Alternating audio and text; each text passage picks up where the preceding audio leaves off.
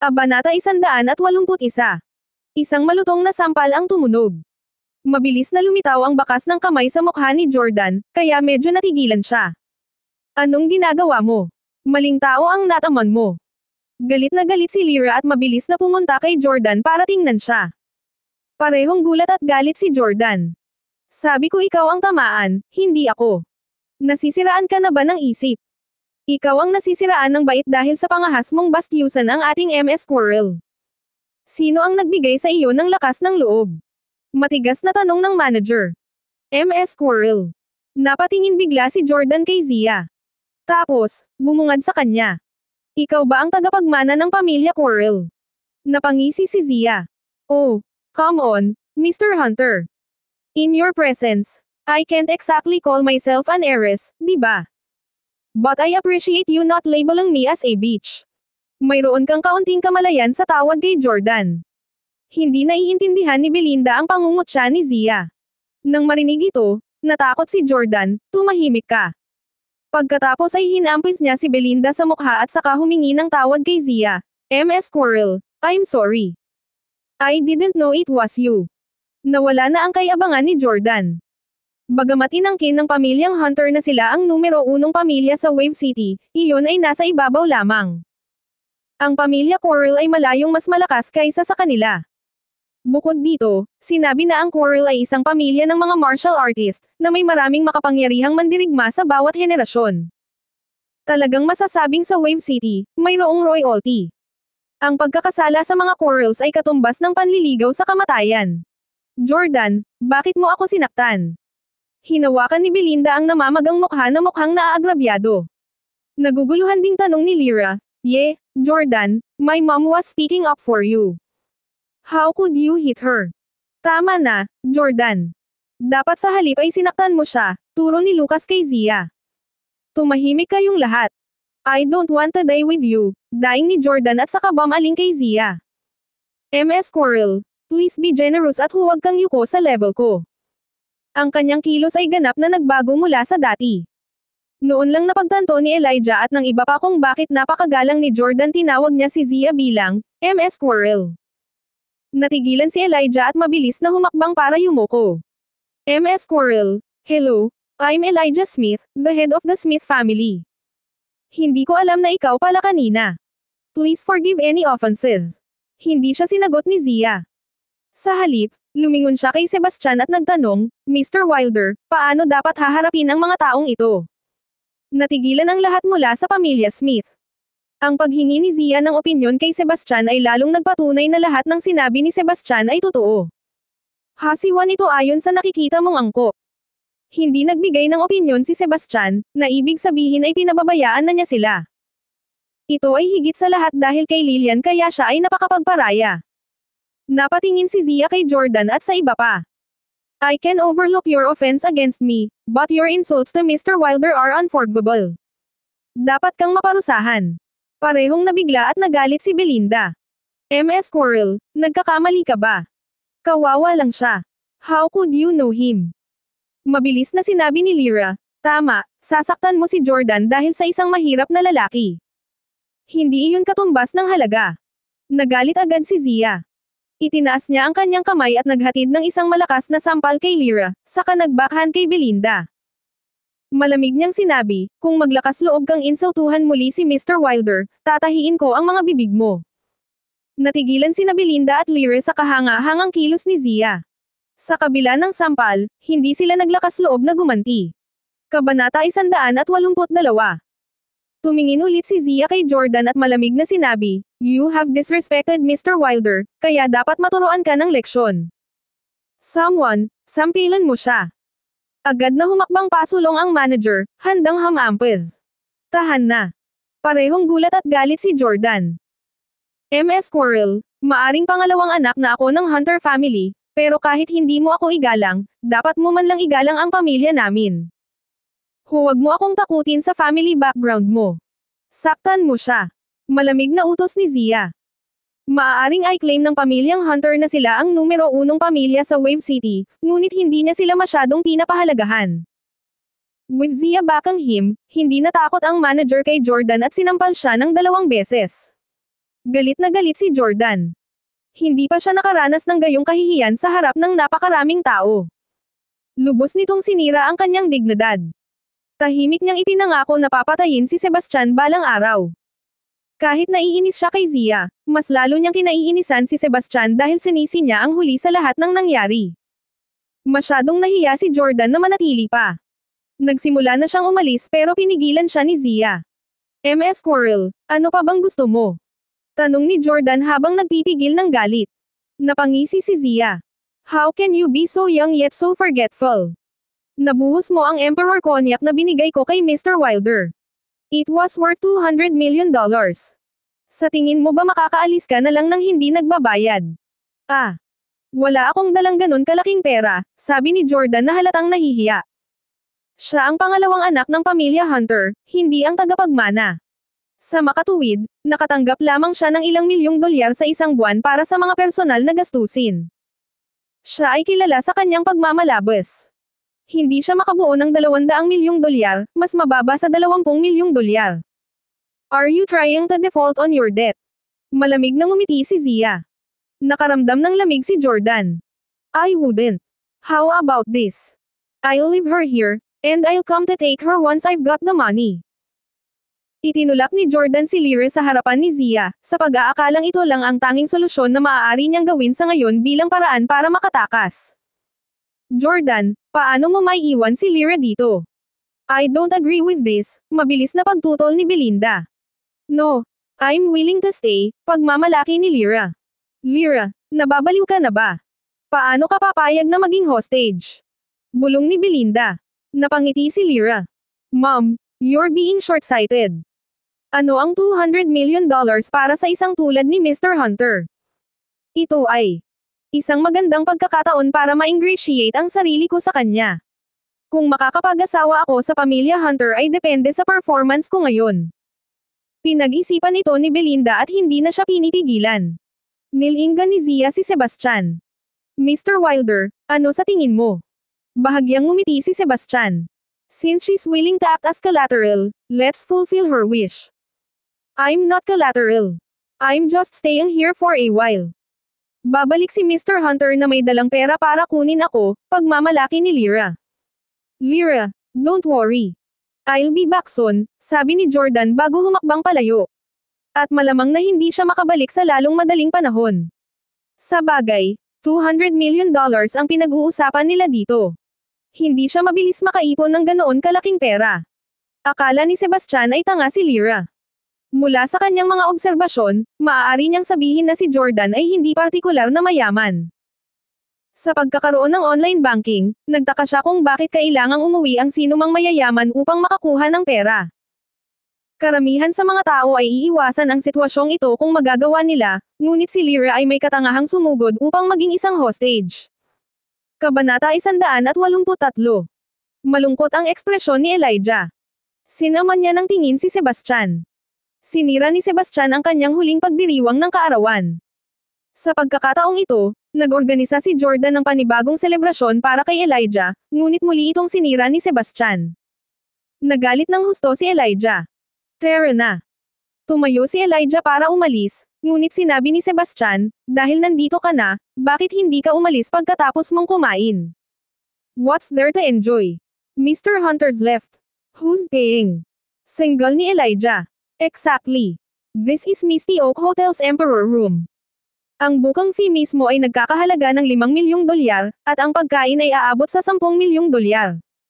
Magbabayad ka ba? Ngumisi si Belinda. Nakangiting sabi ni Zia, VIP si Mr. Wilder dito. Libre siyang makakain dito. Let's enjoy a meal bago umalis. Nang marinig na libre ito, nagmamadaling umupo si Elijah. Hindi pa siya kumakain sa Misty Oak Hotel, lalo pa sa Emperor Room. Ang pagkain dito ay isang bagay na maipagmamalaki niya sa hinaharap. Hiningi ni Belinda ang menu. Nagulat siya sa mga presyo.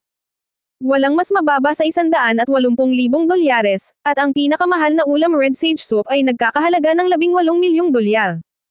Sa lahat ng ito, nadama ni Belinda ang pagiging maharlika. Ngunit ngayon, sa wakas ay natanto niya na ganito pala ang pamumuhay ng nakatataas na uri. Ang isang ulam ay maaaring nagkakahalaga ng 10 milyong dolyar kahit ang lahat ng mga pagkain na mayroon si Belinda sa kanyang buhay ay hindi maaaring madagdagan iyon. Dahil libre ito, hindi nagdalawang isip si Belinda na umorder ng lahat ng pinakamahal na pagkain. Pagkatapos noon, nag-order na rin ng ilang ulam sina Elijah, Lyra, at ang iba pa. Ang bayarin ay tinatayang lalabas sa itaas ng 50 milyong dolyar. Pagkaalis ni Zia, excited na nagtanong si Elijah, "Sebastian, paano mo nakilala si MS Squirrel? How are you related?" Nagkatinginan ang lahat kay Sebastian, pati na si Lilian. "Tinatrato ko ang kanyang ama noon," sabi ni Sebastian. Gayunpaman, hindi nagsisinungaling si Sebastian. Hindi pa nagtagal, talagang napagaling niya ang dating pinsala ni Joseph. "Akala ko close kayo. Pinagamot mo lang ang tatay niya. Yun lang ba?" Ngumisi si Belinda. Naisip niyang baka may malapit na relasyon si Sebastian kay Zia. Kung totoo iyon, mas naging mabait siya kay Sebastian sa hinaharap. Pero parang hindi na kailangan yun. Dahil may relasyon lang silang doktor-pasyente, maaaring maputol ang kanilang relasyon pagkatapos kumain.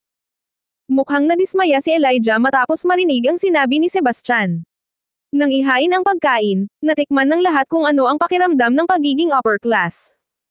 Ang red sage na sopas ay ginawa gamit ang red sage herb, na mas mahalaga kaysa ginseng. Maaari itong makatulong na mapabuti ang sirkulasyon ng dugo at mahabang buhay. Ang isang ugat ay nagkakahalaga ng milyon-milyong dolyar. Para sa isang bagay na napakahalaga na gawing sopas, na nadagdagan ng reputasyon ng brand ng hotel, makatuwiran na ang ulam ay nagkakahalaga ng 18 milyong dolyar. Umalis ang lahat pagkatapos kumain, ngunit pinigil si Lyra. Sa puntong iyon, nangangarap pa rin si Lyra na malapit nang dumating si Jordan na may dalang pera na iiwan kasama niya. Pero kahit madilim na ang langit, hindi pa rin nagpapakita si Jordan. Nagsimulang magpanik si Lyra at tinawagan si Jordan, nalaman lang niyang pinatay niya ang kanyang telepono. Natakot si Lyra. Wala siyang choice kundi humingi ng tulong kay Belinda. Sa sala sa tirahan ng Smith, sinabi ni Belinda kay Elijah ang nangyari. Matapos marinig ang kanyang mga sinabi, kumunat ang noo ni Elijah. Ang pamilya Smith ay wala rin sa lugar para tumulong. Wala silang 200 milyong dolyar na matitira. Higit pa rito, hindi niya matiis na gumastos ng 200 milyong dolyar. "Dad, apo mo si Lyra. Hindi mo siya basta-basta susukwan," nag-aalalang sabi ni Belinda. "Hindi ko sinabi na susuko na ako sa kanya. Pero ito ay 200 milyong dolyar. Sa ating kasalukuyang estado, saan natin hahanapin ang perang iyon? Sa tingin ko, dapat nating kontakin si Mr. Hunter. Ibinuhos niya ang alak, kaya dapat niyang bayaran iyon," sabi ni Elijah. "Pero hindi natin siya maabot," nag-aalalang sabi ni Belinda. Bumaling siya kay Sebastian, na umiinom ng tsaa, at sinabi niya, "Kasalanan mo ang lahat. Kung hindi mo dinala ang bote ng alak na iyon, hindi ito mangyayari. Tama. Ikaw ang may gawa nito, kaya dapat pagbayaran mo." Malamig na sabi ni Lucas. Naguguluhan, sinabi ni Sebastian, "Napakahusay mong ibahin ang sisi.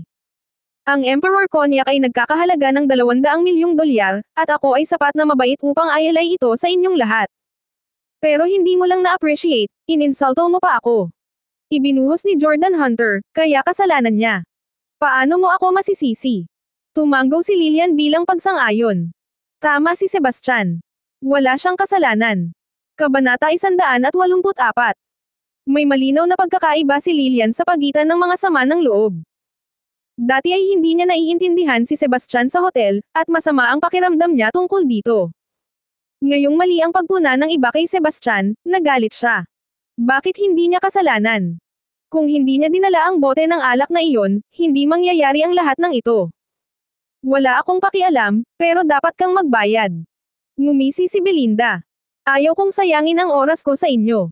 Bumalik na tayo sa kwarto natin, Lilian. Hinawakan ni Sebastian ang kamay ni Lilian at naglakad papunta sa kwarto nila. "Hindi ka pwedeng umalis," sabi ni Belinda sabay hawak sa braso ni Sebastian. She snarled, "Kailangan mong bayaran ito. Bitawan mo ako." Malamig na tiningnan siya ni Sebastian. "Kung hindi ka magbabayad, hindi kita bibitawan," sabi ni Belinda. Push to his limits, sinampal ni Sebastian si Belinda. Napahawak si Belinda sa kanyang pisngi na hindi makapaniwala. Sabi niya, "How dare you slap me? Galit na sinabi ni Jamie, Sebastian, sumosobra ka na. Isa siyang elder. Paano mo siya nagawang sampelan? Kung siya ay isang matanda, dapat siyang kumilos tulad ng isang matanda. Binabalaan kita huwag mo akong pakialaman, sabi ni Sebastian, na naghahanda na bumalik sa silid kasama si Lillian. Sandali lang, Sebastian. Pinigilan ni Elijah si Sebastian. He continued, hindi mo ito kasalanan, pero pamilya tayo. Bakit hindi mo kausapin si MS Squirrel para pakawalan niya si Lyra? Sebastian, bakit hindi mo kausapin si MS Squirrel? Sabi ni Lillian. Naisip ni Sebastian na karapat-dapat si Lyra. Ayaw niyang tumulong, pero dahil nagtanong si Lillian, pumayag siyang tumulong. Tinawag niya si Zia, at maya-maya, nag-ayos si Zia na pauwiin si Lyra. Bumalik na tayo sa kwarto natin, Lillian. 11. Naramdaman ni Sebastian na nagkaroon ng damdamin si Lillian para sa kanya. Plano niyang ipanalo siya ngayong gabi at matulog sa kanya bilang isang tunay na mag-asawa. Sebastian, pwede ka na munang bumalik sa kwarto mo.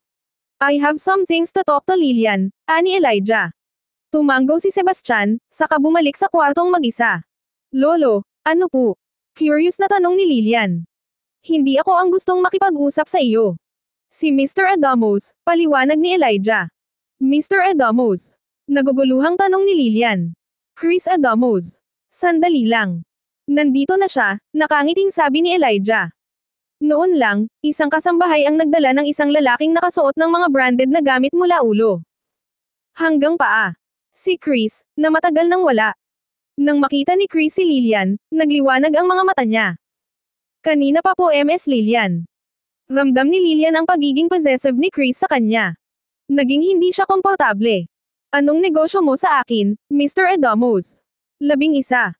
Nakangiting sinabi ni Chris, alam kong nahihirapan ang Smith Group para mabuhay ngayon. Nandito ako para regaluhan ka ng isang malaking proyekto na makakatulong sa Smith Group na bumalik sa kanyang kaluwalhatian o kahit na palawakin ang negosyo. Tiningnan ni Lillian ang order ng project, at nabigla siya sa kanyang nakita. Ito ay isang $10 bilyong na proyekto. Nagulat si Lillian. Ito ay isang $10 bilyong na order mula sa Phoenix Corporation, at ang mga tuntunin ay kapaki-pakinabang sa Smith Group. Magdadala ito ng ilang bilyong dolyar na tubo. Halos binibigyan nila sila ng pera ng libre. Sa proyektong ito, tiyak na magiging mas mahusay ang Smith Group kaysa dati, at ang pamilyang Smith ay muling magiging pinaka-prestihiyosong pamilya. Mayabang na sinabi ni Chris, tama. Pinaglaban kita ng husto. Kailangan ko lang pumayag ka sa isang kondisyon, at pipirmahan na natin agad ang kontrata. Anong kondisyon? Maingat na tanong ni Lillian. Naramdaman niya na may binabalak na masama si Chris. Ngumiti si Chris ng masama at sinabing, gusto kong magpakasal ka sa akin. Kabanata 185. Ano? Nagulat si Lillian. Nahulaan na niya na si Chris ay may lihim na motibo, ngunit hindi niya inaasahan na sasabihin nito ang ganoong mga kahilingan. Maya-maya lang ay biglang naglabas si Chris ng isang maliit na box para makita ang isang diamond ring sa loob. Napaluhod siya sa isang tuhod. Marry me, Lillian. I'll make you the happiest woman on earth. Please don't do this, Mr. Adamos. Please get up. Hindi sigurado si Lillian kung ano ang gagawin. Kung hindi ka sumagot, hindi ako babangon, mariing sabi ni Chris. Desidido daw siya. Lillian, bakit ka nag-aalangin? Bilasan mo at sabihin mong oo. Udyok ni Evelyn kay Lillian nang mapansin ang pag-aalinlangan ng huli. Ronan chimed in, Mr. Adamos ay nakaluhod pa rin. Bilasan mo at sabihin mong oo. Mom, Dad, what are you saying? I'm married. How can I say yes sa proposal ni Mr. Adamos? Lumingon si Lillian kay Chris at sinabing, Mr. Adamos, bumangon ka na. I'm married, so I cannot agree to your proposal. Pero hindi bumangon si Chris. I know, Lillian. You've already signed a divorce agreement with Sebastian, that good-for-nothing brat. In a month, kapag natapos na ang cool-off period, you can officiate the divorce. Nakangiting sabi ni Evelyn, tama. Malapit nang matapos ang 1-month cool-off period. Pumayag ka muna sa proposal ni Mr. Adamos. Kapag opisyal na kayong hiwalayan, maaari mo na siyang pakasalan kaagad. O kaya isagawa mo muna ang seremonya at pirmahan ang mga papeles mamaya. Hindi. Hindi ako sumasang-ayon, sabi ni Lilian, umiling. Si Lilian ay konserbatibo. Hindi siya madaling pumayag sa isang diborsyo kahit may problema si Sebastian, kaya niyang tiisin ang mga iyon. Galit na galit si Evelyn sa narinig. Bakit hindi ka nakikinig? Tuluyan ka na bang mabubuhay kasama ang basurang iyon? Pumasok si Elijah at sinabing, Lilian, makinig ka sa amin, ngayon lang. Gawin mo ito para sa pamilya, pakiusap. Alam mo naman ang sitwasyon ngayon ng kumpanya. Kung hindi tayo makakuha ng mas maraming proyekto, malugi tayo. Ronan chimed in, Lilian, pag-isipan mo. Simula nang ikasal ka kay Sebastian, nagkaroon na ba ng kapayapaan sa pamilya natin? Kahit wala kang pakialam sa sarili mo, hindi ba dapat maging considerate ka sa pamilya natin? Panuurin mo bang malugi ang negosyo ng pamilya? Lahat ng effort. Alam ng lahat ang pagkatao ni Lilian, hindi nila siya mapipilit, kaya sinubukan nilang i-guilt trip siya. May gagawin ako para sa kumpanya, giit ni Lilian. Lilian, sobrang tagal na. Hindi umuunlad ang negosyo. Ngayong dumating na si Mr. Adamos na may dalang 10 bilyong dolyar na kontrata, ito na ang perpektong pagkakataon at ang tanging pagkakataon para sa atin. Please just say yes. I beg you. Habang sinasabi iyon ni Ronan, lumuhad siya sa lupa. Please, Lilian, sabi ni Evelyn na lumuhad din.